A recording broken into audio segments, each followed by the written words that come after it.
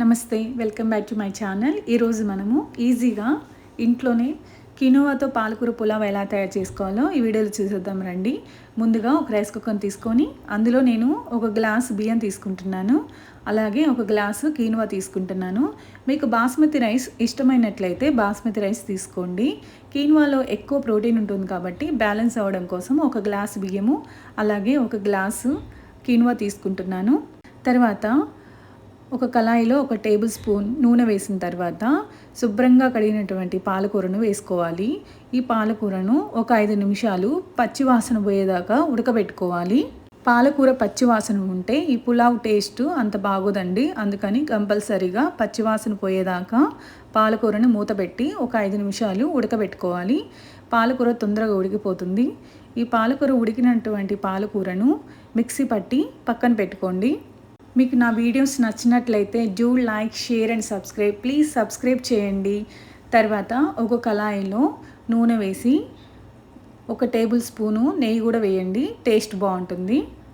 నూనె, నెయ్యి ఈ రెండు బాగా వేడైన తర్వాత జీలకర్ర వేసుకోవాలి. తర్వాత ఆనియన్ ముక్కలను కట్ చేసుకొని అందులో వేయండి. ఆనియన్ ముక్కలు కొంచెం ఫ్రై చేసుకున్న తర్వాత అల్లం వెల్లుల్లి పేస్టు, అలాగే పచ్చిమిర్చి, పసుపు ఇవన్నీ ఫ్రై చేయండి. తర్వాత కొన్ని జీడిపప్పులు కూడా యాడ్ చేసుకోండి. మీకు జీడిపప్పు ఇష్టం లేకపోతే స్కిప్ చేయండి, కానీ వేసుకుంటే టేస్ట్ బాగుంటుంది. సేమ్ ఇదే ప్రాసెస్లో మీరు కూడా చేయండి, టేస్ట్ చాలా బాగుంటుంది. పిల్లలు కూడా చాలా ఇష్టంగా తింటారు అండ్ హెల్దీ ఫుడ్ కాబట్టి ఎటువంటి ప్రాబ్లం లేకుండా ఉంటుంది. అలాగే ఇవన్నీ ఫ్రై అయిన తర్వాత టమాటా ముక్కల్ని యాడ్ చేసుకొని 2 నిమిషాలు ఉడకబెట్టుకోవాలి. తర్వాత మనం మిక్సీ పట్టుకున్నటువంటి పాలకూరను కూడా వేసి ఉడకబెట్టండి. ఆల్రెడీ పాలకూర ఉడికింది కాబట్టి ఎక్కువ అవసరం లేదండి, జస్ట్ 1 or 2 minutes సరిపోతుంది. సరిపడ ఉప్పు, సరిపడ కారం వేసుకోండి.